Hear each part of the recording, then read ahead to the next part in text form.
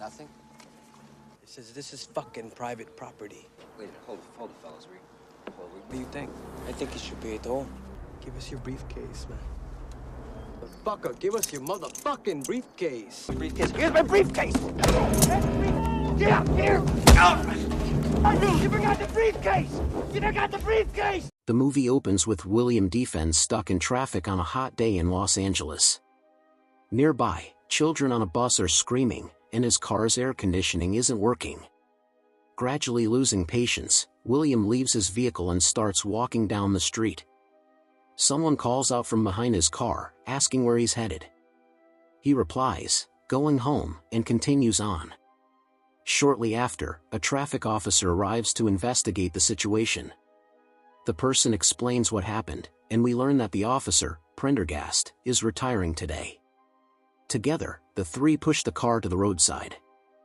William then approaches a phone booth and calls his ex-wife since it's his daughter's birthday. Although she answers, he remains silent. Noticing the coins in his hand, he ends the call and goes into a nearby shop requesting change. The shopkeeper insists he must buy something first. William picks up a can of Coke, which costs 85 cents, more than the 50 cents he expected. An argument breaks out between William and Mr. Lee, the shop owner, who grows irritated and grabs a baseball bat, demanding William leave. In response, William takes the bat and smashes merchandise that was priced unfairly. Afterward, he pays for the Coke and exits. Elsewhere, since it's Prendergast's final day at work, his colleagues warn him to be cautious and mention plans to celebrate his retirement. His wife calls, tearfully asking him to be safe and come home soon. He holds a photo of a child, presumably their daughter. William tries calling his ex-wife again but encounters a busy signal and hangs up.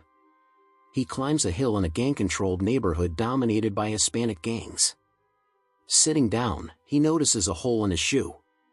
Two men confront him, warning him the area is private and no one should be there. William replies that he wouldn't have come if he'd known and asks to be let go. They demand money, but William says he cannot pay. When they threaten him with a knife and try to steal his suitcase, William pulls the bat from behind his suit, beats them both, and chases them off. Mr. Lee later visits the police station to complain to Prendergast about the man in a white shirt and tie who damaged his shop. Meanwhile, the gang members swear revenge and soon set out in a car loaded with automatic weapons to find William. William calls his ex-wife once more, engaging in a forceful and angry conversation, insisting he will attend his daughter's birthday party regardless of her objections. After hanging up, the gang attempts a drive-by shooting but misses William, hitting and injuring several bystanders before crashing their car while trying to flee. William remains calm, acting as if nothing is happening. He approaches the crashed vehicle, grabs a machine gun from a surviving assailant, mocks him for missing, shoots him in the leg, and walks away carrying a gym bag full of weapons.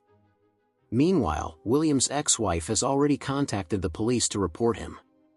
A court order forbids him from coming within 100 meters of her house. On his journey, William tries to board a crowded bus, observing various homeless and diverse people. Pushed back by the crowd, he decides to walk instead. A poor man follows him, telling a fake story to beg money, which annoys William. Eventually, William gives him his briefcase, which contains only a simple lunch, a small sandwich and an apple. Without food, he heads to a local Whammy Burger for breakfast but is refused service by the cashier and manager since it's past 11:30 a.m. Taking out his machine gun, he demands breakfast. Everyone panics and tries to flee, but he orders them to sit and eat. When he pulls the trigger, bullets spray out, frightening the crowd. He then explains the gun is sensitive. He receives a small burger but complains it looks like yesterday's leftovers. Continuing towards his ex-wife's home, William stops to buy a musical unicorn and snow globe as gifts for his daughter. He tries calling his ex-wife again but the line is busy. An angry man waiting to use the phone booth confronts him, and William shoots the booth with his machine gun to teach him patience. Looking to replace his worn shoes, William enters an army surplus store run by a neo-Nazi racist who recognizes him. While trying on shoes in a fitting room, a female police officer arrives asking about a man in a white shirt and tie. The shopkeeper closes the fitting room door, saying no one comes here dressed like that. After the officer leaves, William asks the owner why he saved him. The man leads William to a secret room filled with Nazi contraband, including war memorabilia and a rocket launcher. Believing they are allies, the man becomes offended when William denies association. A violent fight erupts.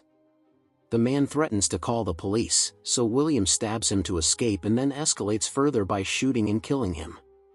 William calls his ex-wife again, telling her he's still on his way and has passed the point of no return. Comparing his mission to stranded astronauts, he ends by noting that in some South American countries, killing your wife is still legal. Elsewhere, Prendergast and his assistant Sandra investigate Mr. Lee's shop and later the hill where William was earlier. From the hill, Prendergast spots the morning traffic jam and realizes the person who left the car in the middle of the road caused all the trouble. He identifies the vehicle owner by the word defense on the license plate. William encounters another traffic jam near a construction site. He knocks out a man yelling at commuters and confronts a construction worker, demanding to know what they're fixing. William claims he drove the road 2 days earlier and it was fine then. He accuses them of working just to meet quotas and keep citizens like him hostage. Planning to attack their truck with a rocket launcher, he accidentally fires it into the sewer, blowing up a crane. Meanwhile, police visit William's home, meeting his mother and learning William was a government missile maker who lost his job months ago. His mother is shocked to discover he's been pretending to go to work. William jumps a fence onto a golf course, where an older man tries to shoo him off by hitting a golf ball. William rants about how the course land is wasted on old men. He shoots the golf cart, causing the man to have a heart attack, joking about the situation. Jumping another fence, William finds a family having a barbecue in a manor's backyard. They are caretakers, not owners. William takes them hostage but is insulted when he realizes the home belongs to a plastic surgeon who laments losing economic relevance and becoming a relic. When the family patriarch warns William not to hurt his family, William notices blood on a child's hand, his own blood, and reassures the man he won't harm them before leaving. William's ex-wife calls the police again, fearful of him. William calls her to say he's at an ice cream parlor near their house. She quickly gathers their daughter and flees. William rushes to the house but finds it empty. He takes a DVD from the house and watches family memories. Prendergast and Sandra arrive. Sandra enters with a gun while Prendergast has none. Suddenly, gunfire erupts, and Sandra is shot in the waist.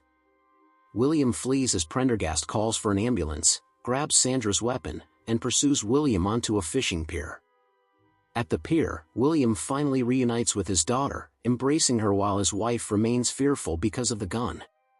As Prendergast approaches, the wife grabs William's gun and steps back. Prendergast confronts William, who rants about feeling betrayed by society.